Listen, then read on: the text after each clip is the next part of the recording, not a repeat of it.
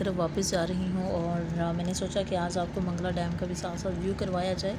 और देखें कितना खूबसूरत सा नज़ारा है।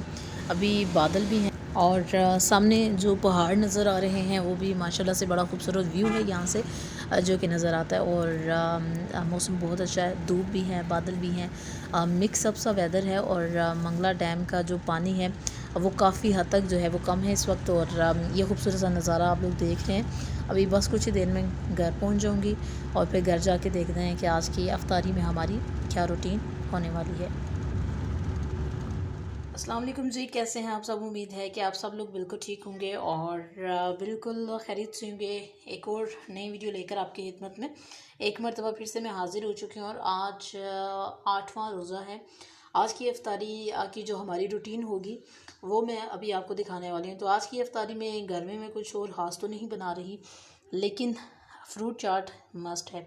तो कल पकोड़े जो फ्राई किए थे, वेजिटेबल्स पकोड़े, वो मैंने कल रख दिए थे आज दिन के लिए।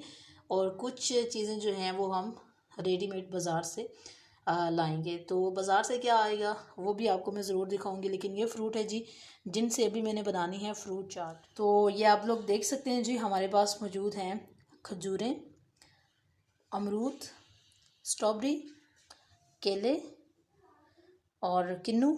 उसके बाद हमारे पास है सेब। तो इन फ्रूट से हम चाट बनाएंगे। और छोटे छोटे फ्रूट्स काटती हूँ, बिस्मिल्लाह करती हूँ, अभी मैं इनको बनाना शुरू करती हूँ। और बाकी की जो चीज़ें बाज़ार से क्या आएंगी वो भी मैं आपको ज़रूर दिखाऊंगी। तो आप ये फ्रूट चाट लाजमी ट्राई कीजिएगा। तो ये जी हमने फ्रूट्स काट लिए हैं। अब बस किन्नू रहता है, इसको भी हमने छोटे छोटे पीसेस में काटना है। उसके बाद हम इसको मिक्स कर लेंगे। तो अल्हम्दुलिल्लाह हमारी फ्रूट चाट जो है हमेशा की तरह आज रेडी हो चुकी है। तो ये रेडीमेड अफ्तारी जिसमें कचौरियाँ हैं, कबाब हैं, तो आज अफ्तारी में हम ये खाएंगे। अभी जी अफ्तारी में तकरीबन 3 से 4 मिनट्स बाकी हैं।